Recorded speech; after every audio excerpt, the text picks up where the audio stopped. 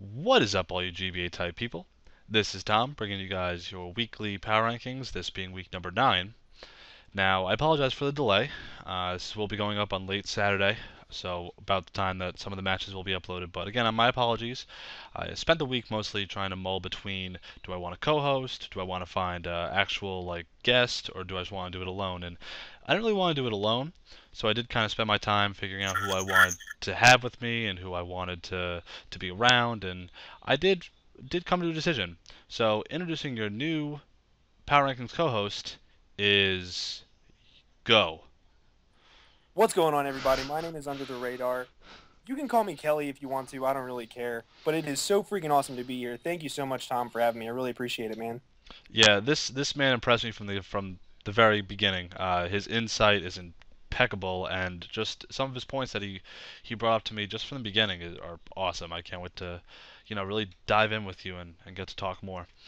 So leading off at number 12, as you guys will see, we're only gonna go off of my list. He can make his points. Next week, I'll have our graphics guy do both lists. But for right now, just talk about my list, and we'll make our points as they go on. Number 12 is Steve. He forfeited, didn't play a match. That's all. So moving on, we have number 11 being Tup. Now I'll let you start because I want to hear your points. My first thing with Tup is that Tup always comes in with a fairly decent game plan. I think if he took a little bit more time, it would be nice. But from the very beginning, you had Tornadus versus a Nidoqueen, which Dan has always ran a coverage move for something that hit it super effectively. Even if you think he's going to have rocks, there's a point in time where you just need to be scared and just say, okay, I can't lose something that could potentially win me the game later on, and you switch it out and you deal with it later on if he does get up rocks. That was my first thing, and I don't know how you feel about that, if that was a risk worth taking, but This is the third time he's done that. The earliest time I can remember before that was the first time he played Dan. He had a +1. No, he had Menson early. It was like turn two, and he mhm. did the same exact thing. He left it in, and he's like, "Oh yeah, Nidoqueen. I don't expect the ice coverage move from Nidoqueen, so I'm just gonna leave it in and go for D Dance." Well, Ice Punch dead. I mean, I could understand if he was like Focus Sash with Dragon Dance, like that would make a little bit more sense, but or even like max HP, max defense might be able to live with a weakness policy, and then that could be scary, but you never want to take that chance turn one, ever. Ever. And I also think that bringing a Mungus was kind of a bad decision because, or I'm sorry, bringing a Romatisse was kind of a bad decision. To where if he had brought a Mungus, he could have he could have worked around it a little bit more. I know why he brought a Romatisse. Obviously, it's for Mega Sableye. Like Moonblast hurts it, but you have a Zoomeril that you could sub Belly Drum. You could do so much with a Zoomeril to scare off the rest of his team that it didn't really make sense for the double fairy coverage. You know? Yeah, but that's the thing though. With against Dan's team, I hate the obvious coverage that people try and go for against Dan because when you recognize that Dan has that quad weak or whatever it is, Mega Sableye, and the really only way to hit it really hard is with a fairy move. Dan has perfect options in either Nidoqueen if he can take the hit and then kill you, or Chansey who can just annoy stall you to death. Yeah, that's I don't know. I just really think that I think he needs to be more careful. Like obviously he's not in any room for playoffs, but like next season, be a little bit more careful in the early game and keep sight on the long game. I think that's where he needs to be in his season. Oh And knock yeah, off Alakazam is always nice. oh yeah. I think he's been incredibly short-sighted for most of the season, if not a lot of the very key mark, matches that he has had. Um, he did play to keep the differential down later on, which when you say that, it's like you're kind of already accepting defeat. And then, like you said, him having knockoff Megazam again, but also replacing Dazzling Gleam with Shadow Ball, that was a good change as compared to the first week when he did that, because I actually genned his team that week, and I was like, why Shadow Ball? He has a chance. It makes literally zero sense. Yep. But it was, he made some good plays, like going for sub against the Mega Sableye with Mega Zam. That was good, but it was like too little too late, basically. I'd It, also be really careful with running sub because I can count probably on both hands the amount of times that he's ran sub on his Mega Alakazam, and that can really hurt you whenever you're looking at the fact that you're losing so much of your health and you have no reliable recovery with Zam. so the number at we'll move on from then. We'll talk about Dan later on. At number 10, we have Nips. And my thing with Nips is that this match, it was as even as it was very slow. Nips, his planning has gotten progressively better. He's went from being very like simple-minded and very short-sighted to seeing more possibilities and more ways to use his mons better. It was a very slow match. He had great coverage on the Jirachi, and he finally was using updated rosters, um, which as compared to previous weeks, he wasn't doing that. Yeah. It was a nice kind of change to see AV Snorlax, which to me the first thing that came to mind was the Deoxys using that back in season 2 and season 1, and even season 3. But uh, not only that, I did really like that Mandibuzz set. Going with the Tailwind, the U-turn for initiative, and the Tailwind to ensure that he outsped a lot of the threats that Hank had.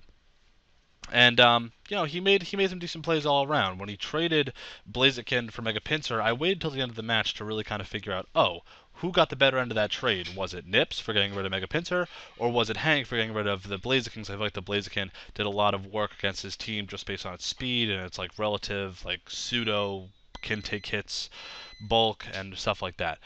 But besides that, he played an alright match. He let his walls take massive, massive damage, being Mandibuzz Too and much Quag. damage too quickly. Exactly. Too much damage between Mandibuzz and Quagsire, took damage way too quickly, which then allowed basically Mega Pinsir to just, run shop.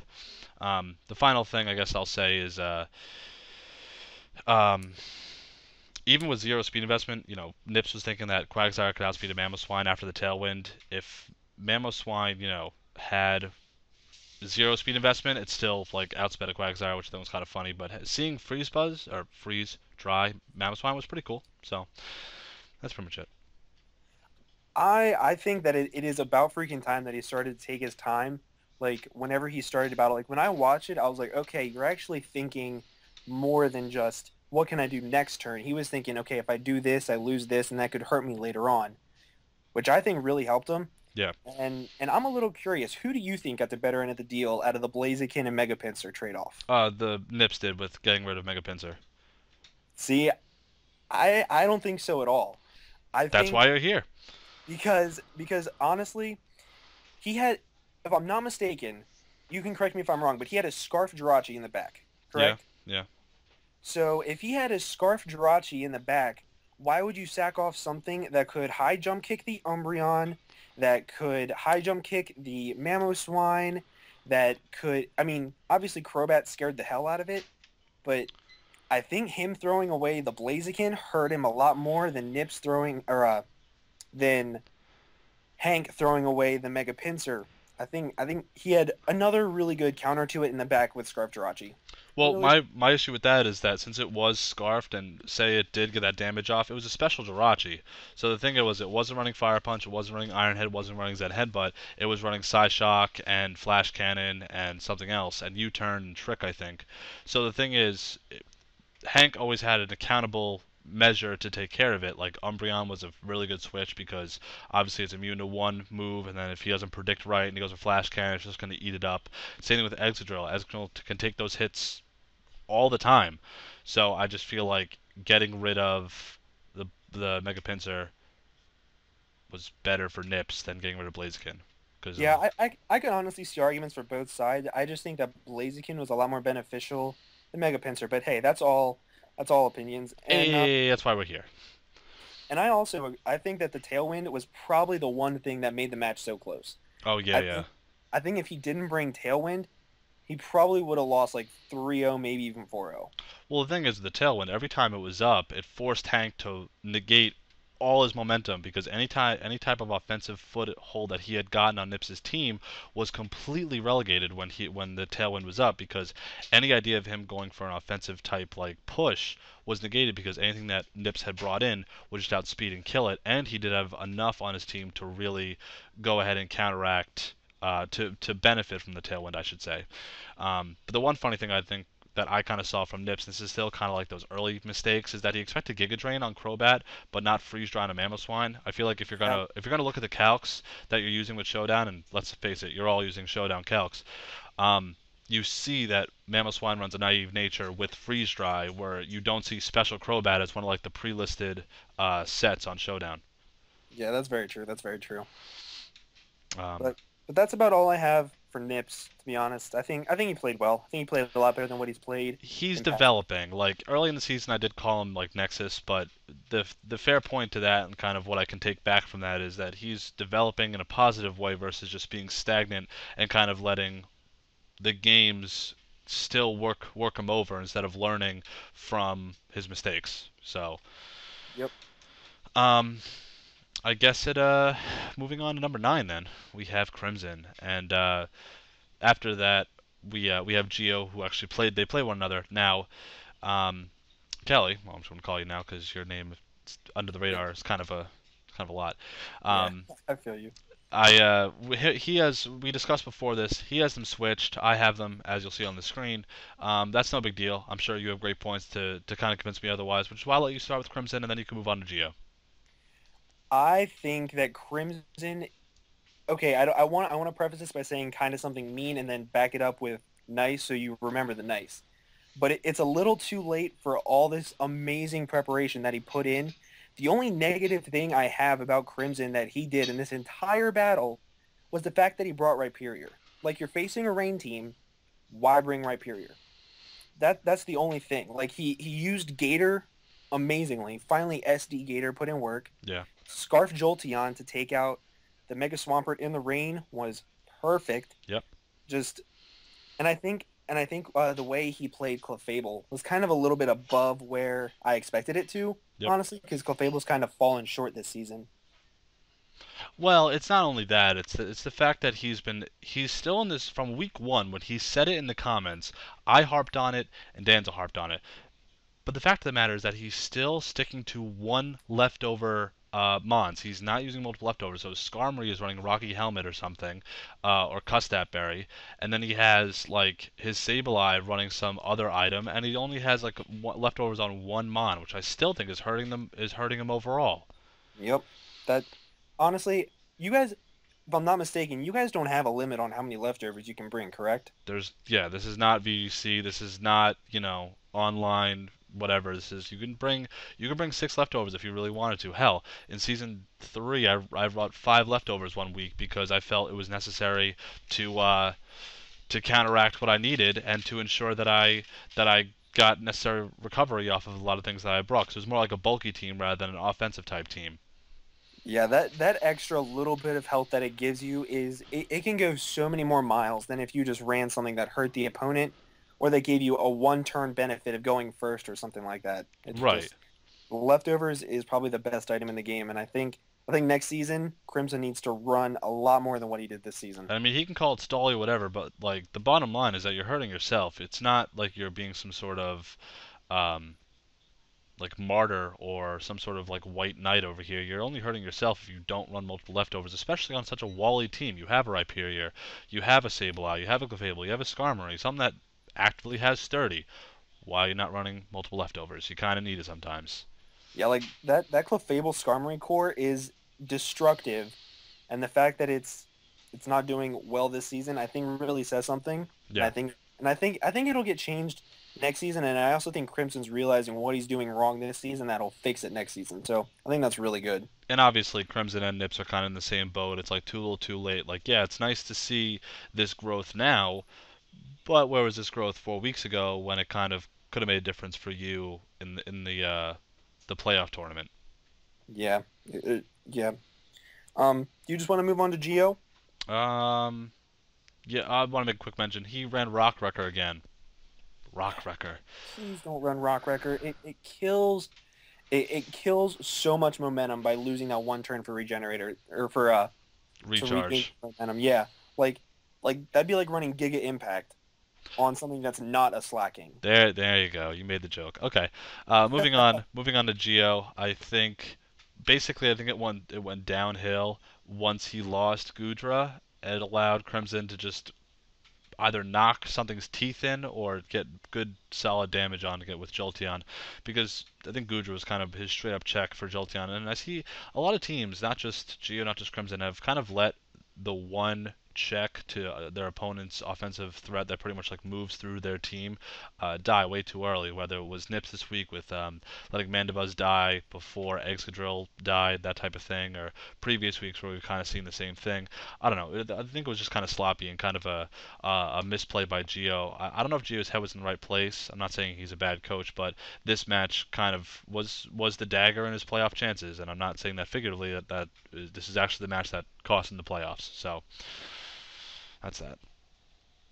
Yeah, I think again it came down to his preparation. Like in game, yeah, he made a couple of mistakes, but in his preparation, I think that if he had made a little bit different changes, he wouldn't have been so predictable and he wouldn't have had to rely on so many like things that have stayed the same. Like for example, his Mesprit set has not changed much No. at all this entire season. Oh, it's because it's like his dedicated scarfer.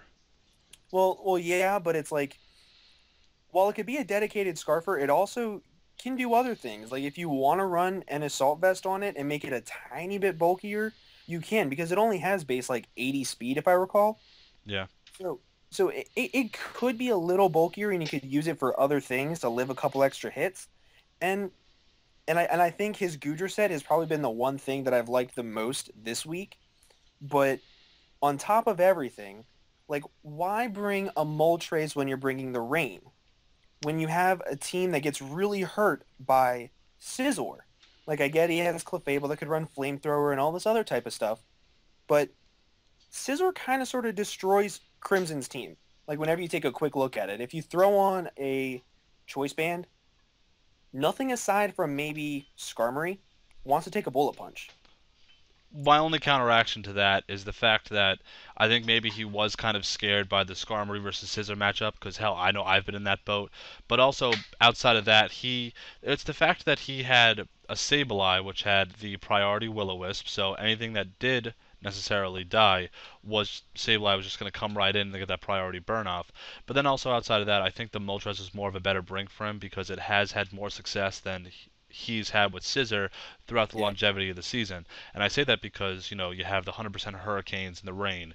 You have, I mean, hell, if a fire blast from a Hydreigon can one shot his Scissor in the rain, then why can't a stab, overheat or fire blast or flamethrower from a Moltres like one shot or two at KO a Skarmory in the rain? You know?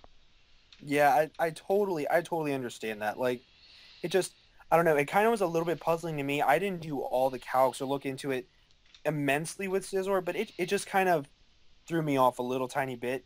And then the one other thing that I noticed so much was that if he ran like an offensive Politoed, he could hit his entire team for so much amazing damage. Like he didn't have his Politoed in against Jolteon more than what twice that entire game. Yeah, yeah. So if he had ran like offensive with Damp Rock, he didn't even have to run Specs or Life Orb. With Hydro Pump in the rain, you can 2 a KO a defensive Clefable. Oh yeah.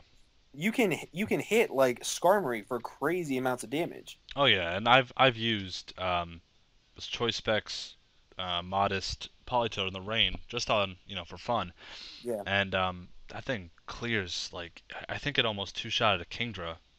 Oh, I believe it. Yeah, It's deadly. It's stupid strong, honestly. yeah. And I think go ahead. I think it was a 3 KO on a Kingdra. So go figure.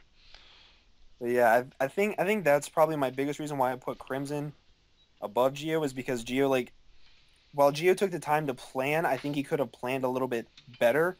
And I think Crimson executed his plan that while it might have been worse, he executed it better. If that makes any sense whatsoever, you get a cookie. No, that's a great point. I mean, this isn't just about at this point. It's not about like the playoff race and the control and all that. It's the fact that you're coming down to the latter end, and yeah, maybe your initiative and your dedication is kind of dampened a little bit. But it's the fact that if you plan well, you'll play well, and if you play well, you'll look better, not only in our eyes but in the eyes of your fans, and that goes a long way. So I guess moving on from there, Yeah.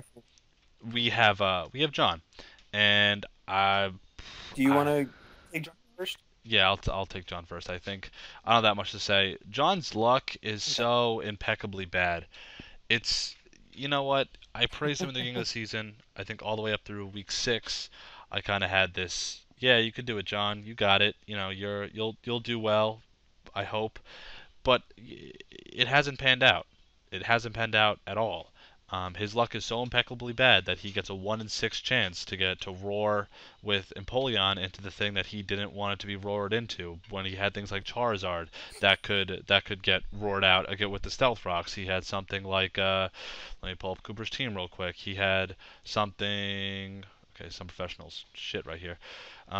But he had chances that he had Zapdos, another thing that could also get hit. He had Venomoth, a bug type that can get affected by the rocks. But no, of course he gets the Starmie.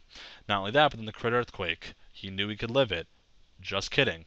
It died, Mhm. and that was essentially his season. And just in a nutshell, that was his season right there. It's just it wasn't the bad. It was kind of bad planning. With John, there's been matches, and I say this not to insult him as a coach. I say it to insult him in like his planning. I think he's looking at the things the wrong way. The way he's used Kieran Black. I have a big soft spot for Kieran Black, mostly because of the fact that I used it, and when I used it, it was like 17 to 9. So obviously there's a disarray between how I've used it and how other people have used it, and in other leagues I've also seen it do really well.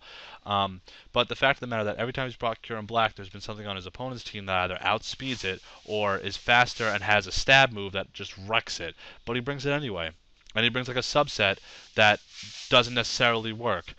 And then the Mega Venusaur set, like it dies, or he brings it in the wrong way, or he lets take super much damage, and it dies. And the point is, he's either using a mon improperly, he's not planning in terms of his opponent's totality of a team, or it's just not enough. And for better or for worse, it's what eliminated him from the playoffs. He I don't know, his planning, his luck, his He's everything not this out season. just yet. He still has a chance. If he 6-0s his opponent and I believe Cooper loses 6-0, he still has a little tiny bit of a chance, I believe. You can correct me if I'm wrong. No, no, you're right. But it's the fact of the matter that it's not just this week that affected his playoff chances. It's Mhm. not the games where he's lost by crits. It's the planning in the games that he had won or he had barely lost because it wasn't Yeah. good enough. It wasn't smart enough. It wasn't thorough enough. Like he had weak spots when he played Miguel. He brought Hariyama with a team that had both an Escavalier and an Apoudon. Like how do you how do you justify bringing something like that against a team that has two really good solid physical walls? I just don't Yeah. get it. I think the main thing that I had against John's planning, well, first of all, his luck is so bad you almost have to laugh at it. Be like, it's I've never seen anybody in any draft-based league in any season have this bad of luck, especially with the team that John has, which is really good. But the first thing that I noticed whenever I saw his matchup, I was like, why don't you bring defensive Crocodile? Like it stops Mega Charizard X, it stops Aggron, and it doesn't put the pressure of Empoleon for like having to take an Earthquake, which obviously Mega Charizard X is going to be bringing.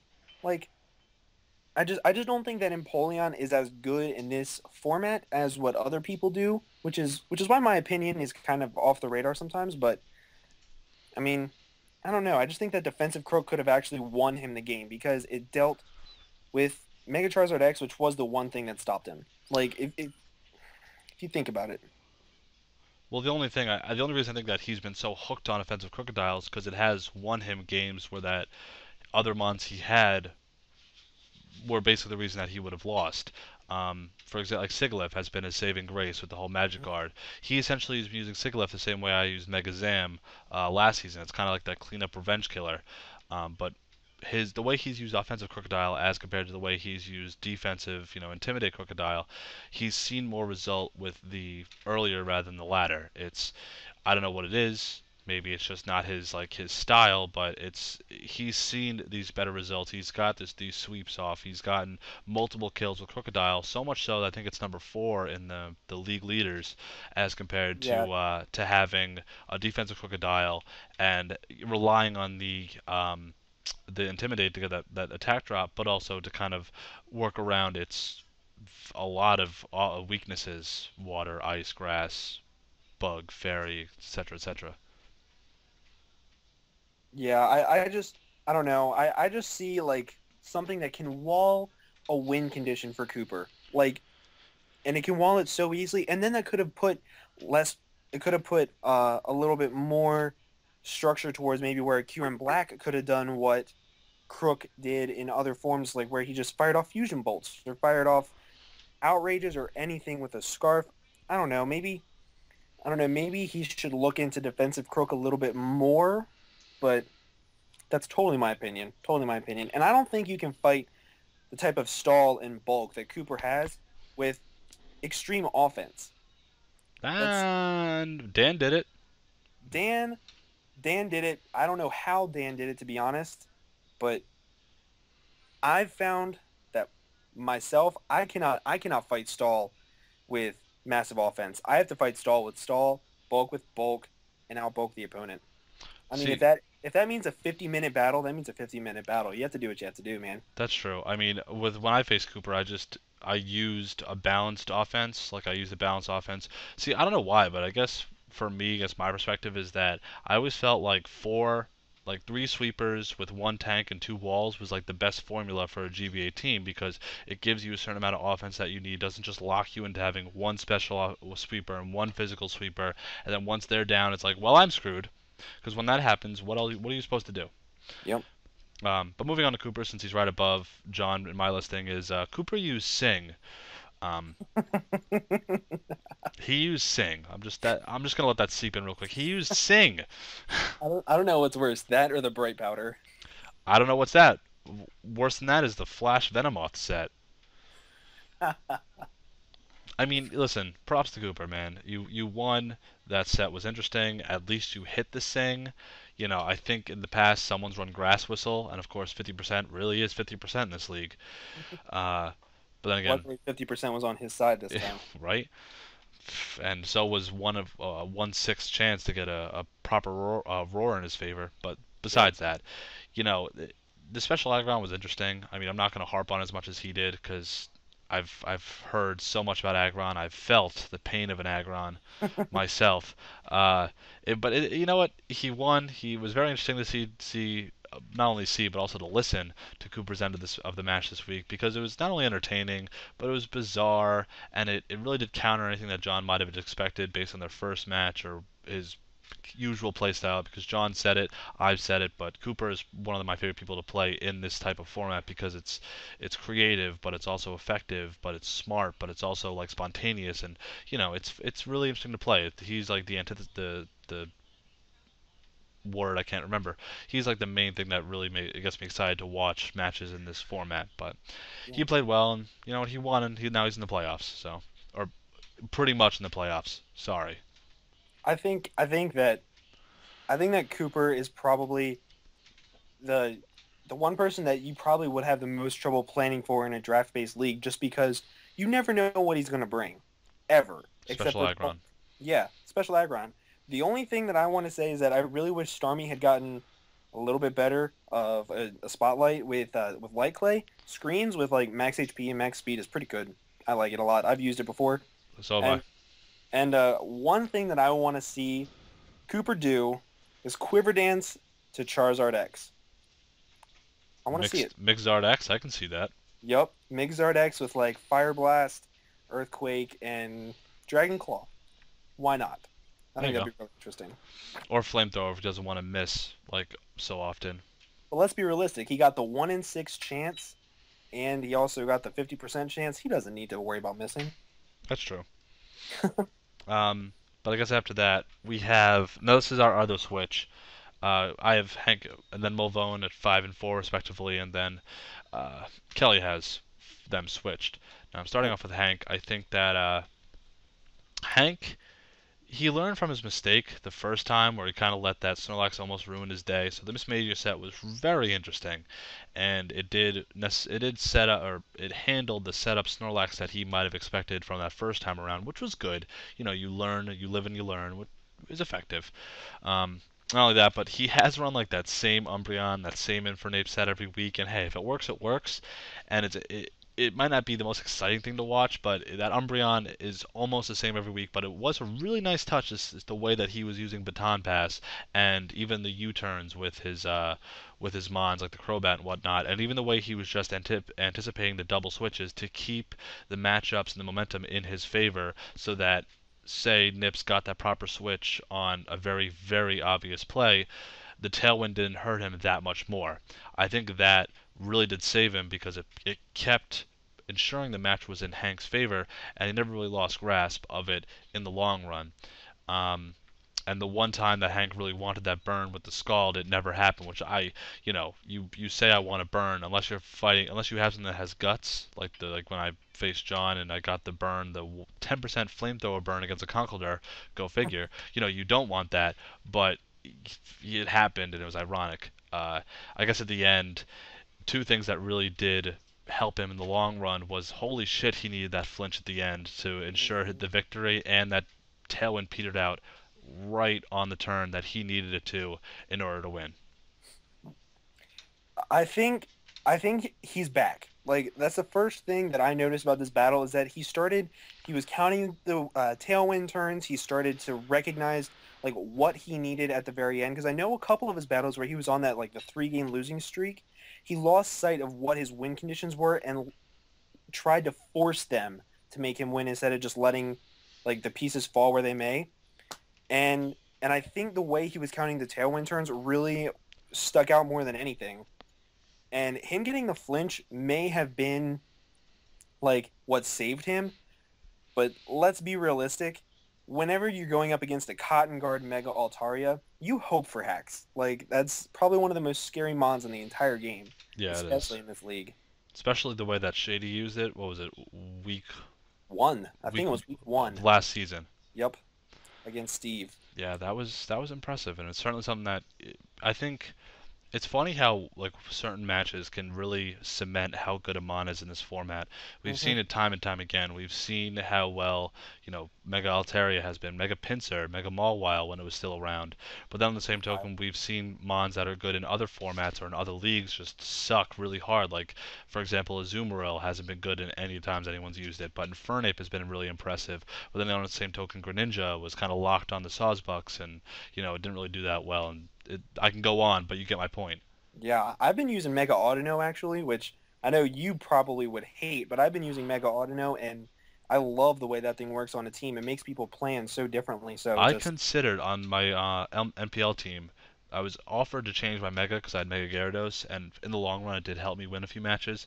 But I was considering, because I needed Fairy coverage, or sorry, Dark, Fighting, and Fire coverage defensively. I was considering Mega Audino, but that's neither here nor there. yeah, it can. Another thing that I want to point out about Hank is that he's one of those other teams that's like right on the cusp of playoffs. I think he's in though no matter what. Am I correct? He's in because Geo is out for good. Okay, so cool. So I think him putting all of his mind into this one battle really showed that he has the correct mindset to go forth in playoffs. So I think that's why I put him above Malone. Basically, our top five, so we've currently talked about Hank, but Mavone, Shady, Dan, Miguel, they're all solidified. It only comes down to, like you said, John and Cooper. Yep. But after that, we You want to go ahead and talk have. about? Yep, you go. Okay, so the first thing that I wanted to put him above Hank, but the same reason why I put Hank above him, I had to put Malone below because he's in playoffs. Like he could have had the first round bye. Like you have to have your mindset in. Whenever you're facing a superior and you have one mon that stops the sweep like Fortress, why would you not expect a 4 times effective hidden power? Like that's just one thing that screams out the most to me. When you have though there are stealth rocks up, you have a Talonflame which immediately scares it out. Thank you for recognizing that immediately. Like there's nothing more that scares out a superior than a Talonflame. Yep. Though there are rocks up. You can spin them away later and you're fine. Yep. And I think his Gallade kind of pissed me off to be honest. Like why would you run sub Gallade again? Whenever you could run Fire Punch, Ice Punch, Zen Headbutt, and Shadow Sneak or anything else and hit more than half of Shady's roster for super effective damage. Or Assault Vest, Glade. Assault, exactly. Like there's so many things that could have been done better with Gallade that though it would have had 4 slot syndrome, like I think that Gallade just really threw off the battle. And I think that the DC, I don't think it mattered whatsoever. I think Shady had a, I think you're wrong on that one. That's where I'll disagree with you because I've been in this position before, and I don't mean to cut you off.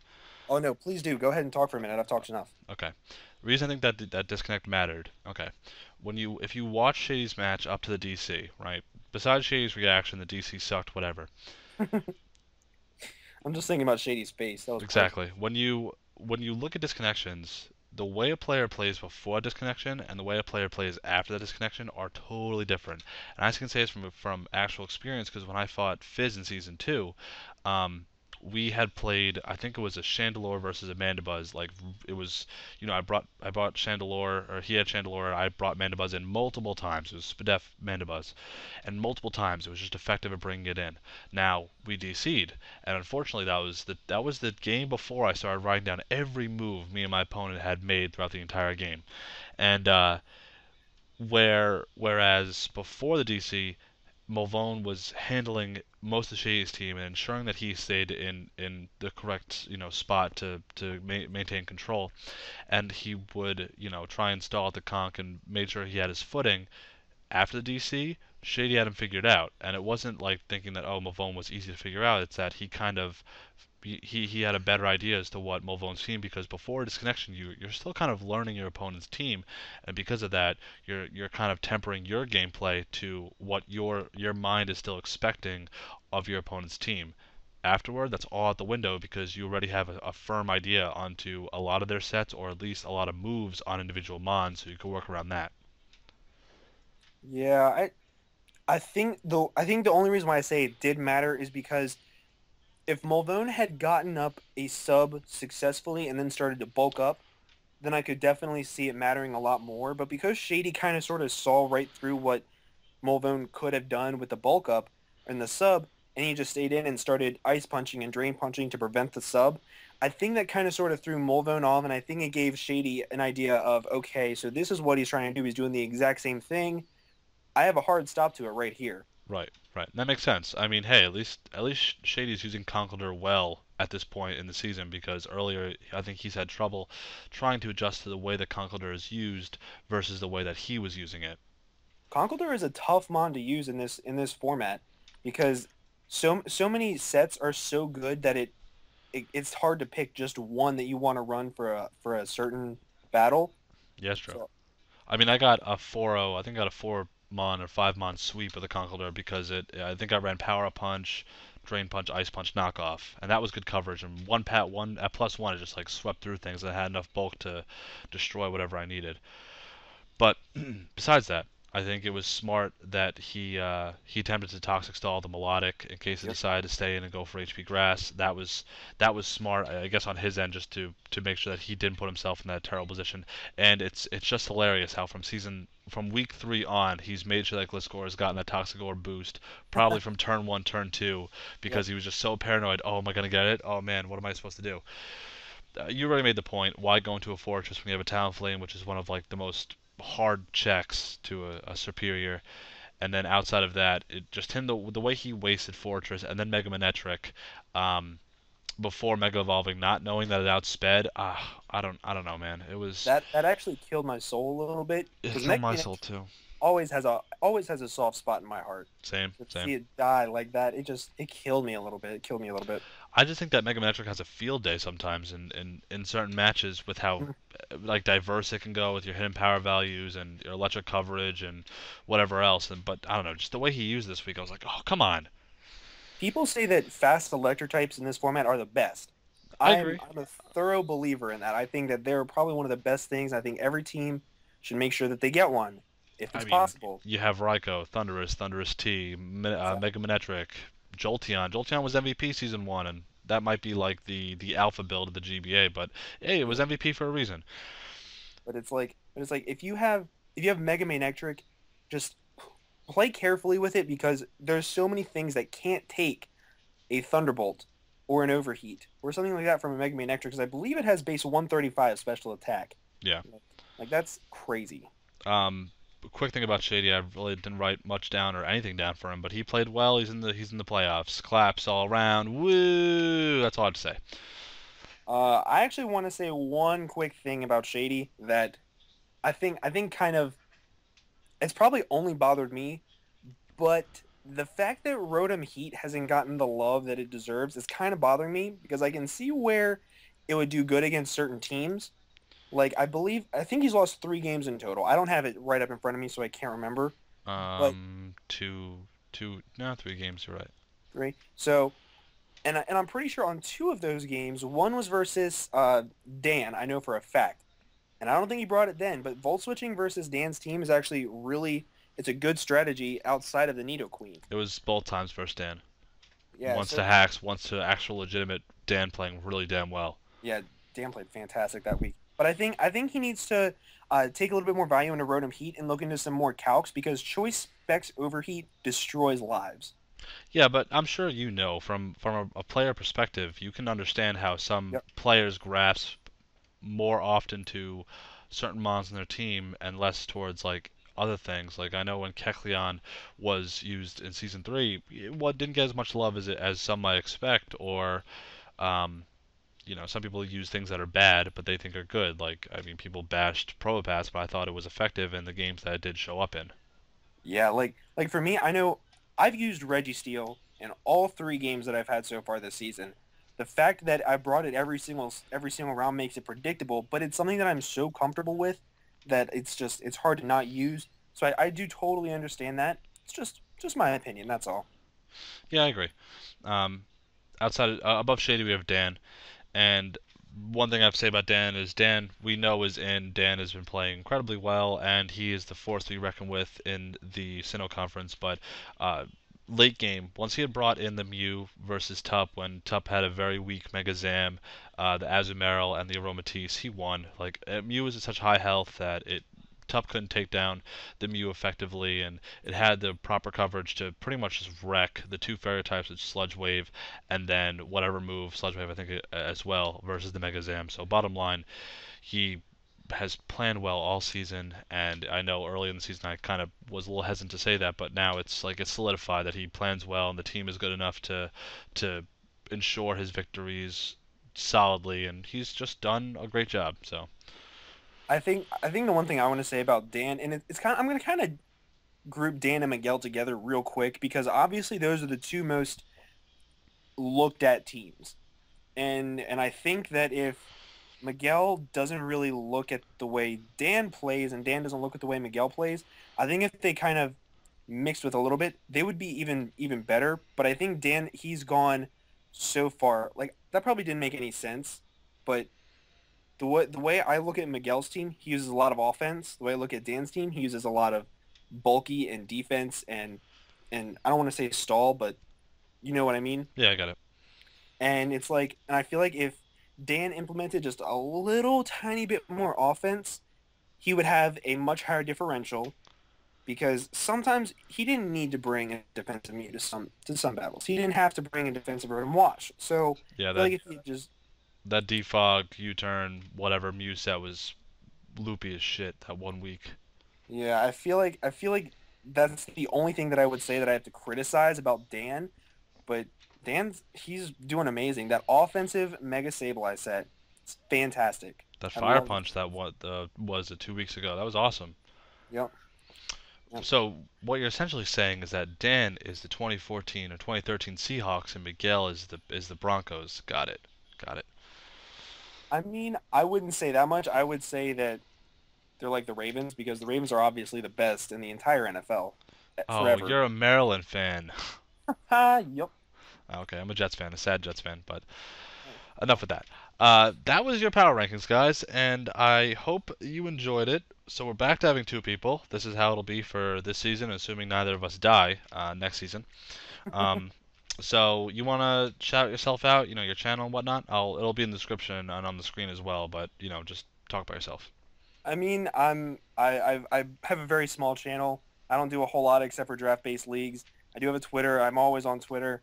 I really strive to do a lot of team builders and then my LBA battles. So if you want to check those out, you're more than welcome to, but you don't have to. Man is very humble, as we could see.